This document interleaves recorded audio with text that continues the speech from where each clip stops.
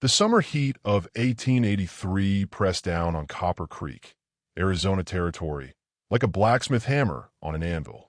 Sheriff Luke Harmon wiped the sweat from his forehead as he guided his horse through the dusty main street toward the monthly livestock fair that brought traders, ranchers, and drifters from across the territory.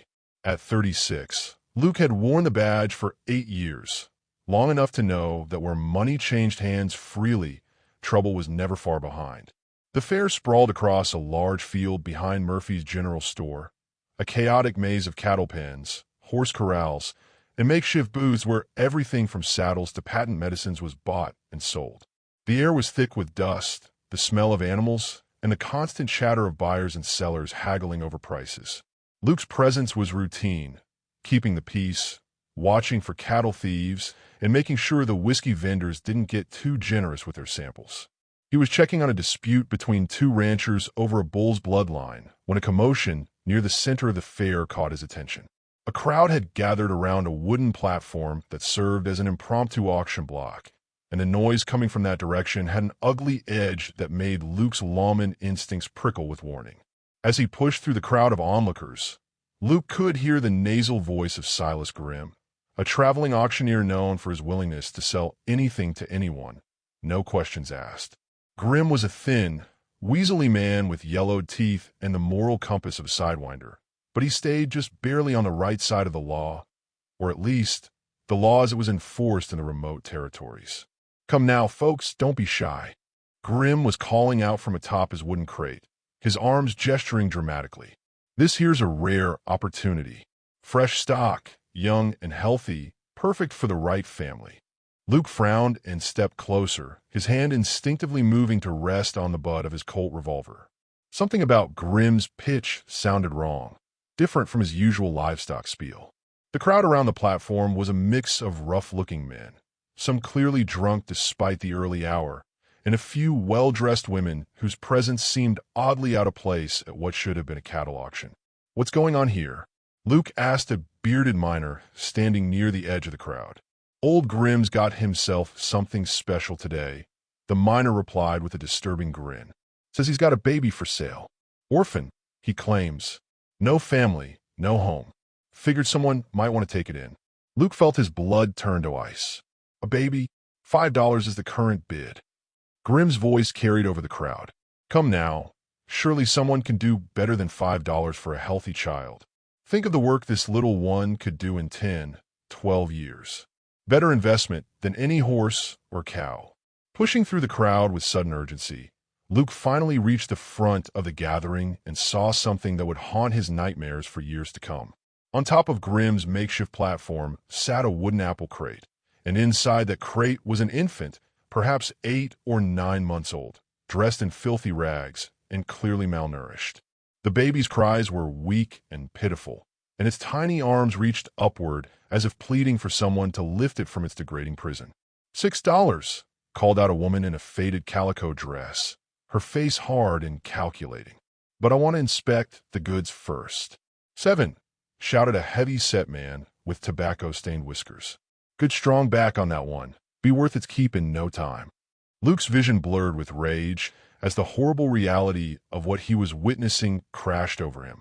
These people weren't talking about an adoption or charitable placement.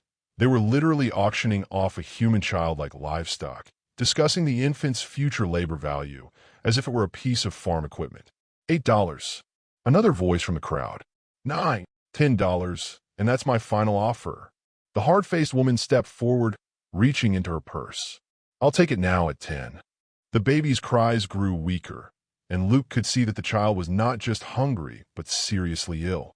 Whatever circumstances had led to this moment, the infant was dying by degrees while these vultures haggled over its price. "Going once for $10. Grimm called out, his gavel raised. "Going twice." That's when Luke Harmon drew his gun. The metallic sound of steel clearing leather cut through the crowd's chatter like a blade through silk. Every conversation stopped mid-sentence as Luke stepped onto the platform, his Colt trained directly at Silas Grimm's chest. "The auction's over," Luke said quietly, his voice carrying the deadly calm that every experienced lawman learned to master. "Step away from that child." Grimm's face went pale, but his greed overrode his fear. Now hold on there, Sheriff. This is a legitimate business transaction. That baby's got no family, no home. I'm providing a service here, finding it a good Christian household. By selling it to the highest bidder, Luke's gun never wavered. Like a piece of merchandise? The law don't say nothing about. The law says plenty about buying and selling human beings. Luke interrupted, his voice growing harder. And my gun says even more about what happens to men who profit from the suffering of children. The crowd began to murmur and shift nervously as they realized their entertainment had turned into something far more dangerous. Several of the would-be buyers started backing away, suddenly reluctant to be associated with the proceedings. But Luke's attention was focused entirely on the dying infant in the wooden crate, and the cold fury building in his chest as he contemplated the depth of human cruelty required to reduce a helpless child to a commodity worth less than a decent saddle. The silence that followed Luke's declaration stretched like a taut wire ready to snap. Silas Grimm stood frozen on his wooden crate, beads of sweat forming on his narrow forehead as he stared down the barrel of the sheriff's Colt. The crowd, moments before eager participants in the degrading spectacle, now shuffled nervously, suddenly aware they might be accessories to something that could land them in serious trouble. "Sheriff Harmon," came a smooth voice from the edge of the crowd. "Surely we could discuss this like civilized men." Luke's eyes flicked toward the speaker, a well-dressed man in an expensive suit and polished boots. Marcus Blackwood was one of Copper Creek's most prominent citizens, owning the largest mine in the territory and wielding considerable political influence. His presence at this auction was both surprising and deeply troubling. "Nothing civilized about what I just witnessed, Blackwood," Luke replied, his gun still trained on Grimm. "And nothing to discuss. This ends now." "But Sheriff," the hard-faced woman in calico protested, "I made a fair offer. That child needs a home, and I can provide one. Surely that's better than letting it die in some orphanage back east." Luke's jaw tightened. "Ma'am, if you were truly interested in providing a home, you wouldn't be talking about the child's work value in 10 years. You'd be asking about its health, its name, where it came from." The woman's face flushed red, but she said nothing. Around them, the crowd continued to thin as people realized the entertainment was over and the situation was turning dangerous. "Sheriff's got a point," muttered an old rancher near the back. "Ain't right, selling babies like cattle. What's this world coming to?" "Mind your own business, Henderson," Blackwood snapped, his composure beginning to crack. "This is a private transaction between consenting adults. The baby can't consent to being sold," Luke said flatly, "and neither can any child. Now, Grimm, I'm not going to ask again. Step away from that infant." Grimm's eyes darted between Luke's gun and Blackwood's face, clearly torn between immediate physical danger and longer-term financial consequences. Finally, survival instincts won out, and he stepped backward off the platform, his hands raised. "Easy, Sheriff," Grimm said, his voice shaky. "No need for violence. Like I said, this was all perfectly legal. Where did you get the baby?" Luke interrupted, holstering his weapon and moving quickly to the wooden crate. Up close, the infant's condition was even worse than he'd initially thought. The child was clearly a girl, perhaps 8 months old, with pale skin stretched tight over visible ribs and dark circles under her eyes that spoke of prolonged malnutrition and illness. "Found her," Grimm said quickly. "Abandoned on the outskirts of Phoenix. No family, no papers, nothing. Just a basket with a note saying her parents were dead." Luke carefully lifted the baby from the crate, shocked by how little she weighed. The infant was so weak she barely reacted to being moved, her tiny head lolling against his chest. Whatever story Grimm was telling, the truth was probably far worse. "You have that note?" Luke asked. "Well, that is," Grimm stammered, clearly caught in his lie. "I'll tell you what happened," Luke said, his voice growing dangerous again. "You either bought this child from someone desperate, or you took her from parents who couldn't fight back. Either way, you're trafficking in human lives, and that makes you no better than a slave trader." "Now see here, Sheriff," Blackwood began. "No, you see here," Luke cut him off, turning to face the mine owner while still cradling the infant. "I don't know what your interest is in this business, but it ends today.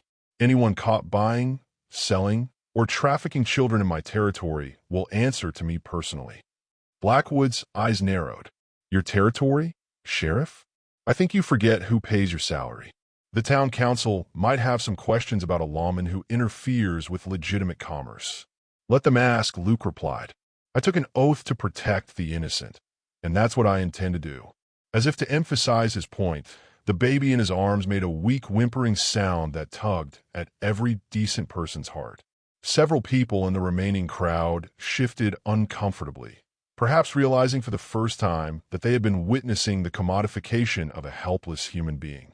"What happens now?" asked a middle-aged woman who had been watching from the sidelines. "That poor child needs medical attention." Luke nodded grimly. "Doc Peterson will look her over. Then I'll figure out what to do next." "And if no one claims her?" Grim asked hopefully. "I mean, she's still got to go somewhere. Maybe we could work out some kind of arrangement." Luke's hand moved to his gun again, and Grim quickly backed away. "The only arrangement you need to worry about," Luke said coldly, "is how fast you can get out of my territory. If I see you within 50 miles of Copper Creek again, I'll arrest you for attempted human trafficking." "You can't do that," Grim protested. "I haven't broken any laws." Yet, Luke said, "But the day's still young." As Grim slunk away through the dispersing crowd, Luke felt the baby's tiny hand grab weakly at his shirt. Looking down into her dark eyes, he saw something that made his chest tighten, a spark of awareness, of hope, as if she somehow understood that her nightmare was finally over. But as Luke carried the infant toward town and Doc Peterson's office, he couldn't shake the feeling that this was just the beginning. Blackwood's threats weren't idle, and there were probably others in Copper Creek who profited from the kind of business Grim represented. Saving one child was only the first step in what promised to be a much larger fight. Behind him, the livestock fair continued as if nothing had happened. But Luke knew that everything had changed, for him and for the tiny life now depending on his protection. Dr. Edmund Peterson's office occupied the second floor above the pharmacy on Main Street, and Luke climbed the narrow wooden stairs with careful steps, the infant still cradled protectively in his arms.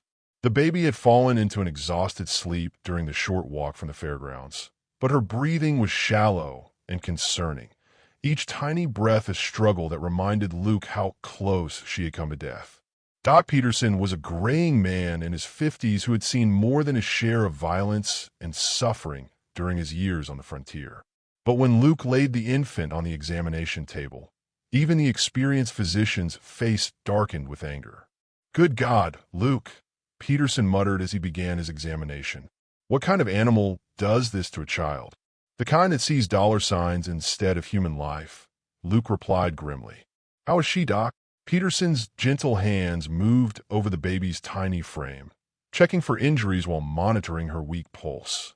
Severe malnutrition, dehydration, and what looks like pneumonia setting in. She's been systematically starved and neglected for weeks, maybe months. He looked up at Luke with haunted eyes. "Another day or two, and we'd be digging a grave instead of trying to heal her. But she'll live. If we can get some nourishment into her and fight off the lung infection, yes." "But Luke," Peterson paused, weighing his words carefully. "This child has been through hell. Even if her body heals, the scars from this kind of treatment run deep." As Doc Peterson prepared a milk mixture and began the delicate process of feeding the infant, Luke found himself studying her face. Despite everything she had endured, there was something in her features that spoke of resilience, of a spirit that refused to surrender even in the face of unthinkable cruelty. "Any idea where she might have come from?" Peterson asked as he worked. "Grim claimed he found her abandoned in Phoenix, but I'd bet my badge that's a lie. Someone sold her to him, or he took her from people who couldn't protect her." Luke's hands clenched into fists. Either way, there are others involved in this business. Their conversation was interrupted by heavy footsteps on the stairs, and Luke's hand moved instinctively to his gun as 3 men entered the office. Mayor James Caldwell led the group, followed by Marcus Blackwood and Judge Harrison Wells, 3 of the most powerful men in Copper Creek. "Sheriff Harmon," Mayor Caldwell said with forced politeness, "we need to talk." "About what?" Luke replied, positioning himself between the men and the examination table, where Doc Peterson continued tending to the baby. "About your excessive reaction at the fair today," Judge Wells said smoothly. "There are legal procedures for handling abandoned children, and drawing a weapon on citizens engaged in lawful commerce isn't one of them." "Lawful commerce?" Luke's voice carried a dangerous edge. "Judge, are you actually suggesting that auctioning babies like livestock is legal in this territory?" "The law is complicated in such matters," Wells replied evasively. "Adoption arrangements, guardianship transfers, these things often involve financial compensation." "That wasn't adoption," Luke said flatly. "That was human trafficking, and everyone in that crowd knew it." Blackwood stepped forward, his voice calm but threatening. "Sheriff, you've caused quite a stir today. The town council is concerned about your judgment, about whether you understand the delicate balance required to keep a community like ours functioning." "What I understand," Luke replied, "is that some things are wrong regardless of how much money they generate or how many important people profit from them." Mayor Caldwell cleared his throat nervously. "Luke, be reasonable. That child has no family, no prospects. At least at the auction, she would have found a home of some kind." As an unpaid servant, Doc Peterson interjected angrily, looking up from his patient. "Or worse. I've seen what happens to children bought at those kinds of sales." "You're exaggerating, Doctor," Judge Wells said dismissively. "I'm sure most of those bidders had good intentions. Like the woman who wanted to inspect the goods first." Luke's voice dripped with disgust. "Or the man discussing the child's work value in 10 years. The baby stirred on the examination table, making a soft sound that seemed to emphasize Luke's point. In that moment, something fundamental shifted in the room's dynamics. Looking at the tiny, vulnerable child fighting for life, even Mayor Caldwell seemed to realize how monstrous their position sounded. "The point is," Blackwood said, sensing the moment slipping away, "that your actions today overstepped your authority. The sheriff's job is to enforce the law, not make moral judgments about legal transactions." "Then maybe the law needs changing," Luke replied. "And maybe this town needs leaders who care more about protecting the innocent than protecting their profit margins." The accusation hung in the air like gunpowder smoke. Judge Wells' face reddened with anger, while Blackwood's eyes narrowed dangerously. "That's a serious allegation, Sheriff," Blackwood said quietly. "Are you suggesting that we're somehow involved in illegal activities?" "I'm suggesting that anyone who shows up to bid on a baby being sold like livestock has some serious questions to answer." Luke met Blackwood's stare without flinching. "And anyone who defends that kind of business has even more questions to face." "You're walking a dangerous line, Harmon," Judge Wells warned. "Your badge doesn't make you immune to consequences." "Neither does yours," Luke replied. As the three men filed out of the doctor's office with barely concealed fury, Doc Peterson looked up from the baby, who was finally showing signs of responding to the nourishment. "You've made some powerful enemies today, Luke," Peterson said quietly. "Good," Luke replied, gently stroking the infant's soft hair as she slept peacefully for the first time in months. "If standing up for children makes me enemies with men like that, then I'm proud to have them as enemies." But as he watched over the sleeping child, Luke couldn't shake the feeling that this was just the beginning of a much larger battle, one that would test not just his courage, but the very soul of Copper Creek itself. 3 days had passed since the confrontation at Doc Peterson's office, and the baby, whom Luke had begun calling Grace, was showing remarkable improvement. Her fever had broken, she was taking milk regularly, and most importantly, she had begun to smile when Luke spoke to her. Doc Peterson declared it nothing short of miraculous, given how close to death she had been. But Luke's victory in saving Grace had come at a steep price. Mayor Caldwell had called an emergency town council meeting for this evening, ostensibly to review the sheriff's conduct and fitness for office. Word had spread through Copper Creek like wildfire, and the entire community was choosing sides in what had become a battle for the town's soul. As Luke sat in his office that afternoon, cleaning his revolver while Grace slept peacefully in a makeshift crib beside his desk, the door opened to admit an unexpected visitor. Sarah Mitchell, the town schoolteacher and one of its most respected citizens, entered with a determined expression on her face. "Sheriff Harmon," she said formally, then softened. "Luke, I wanted you to know that not everyone in this town has lost their moral compass."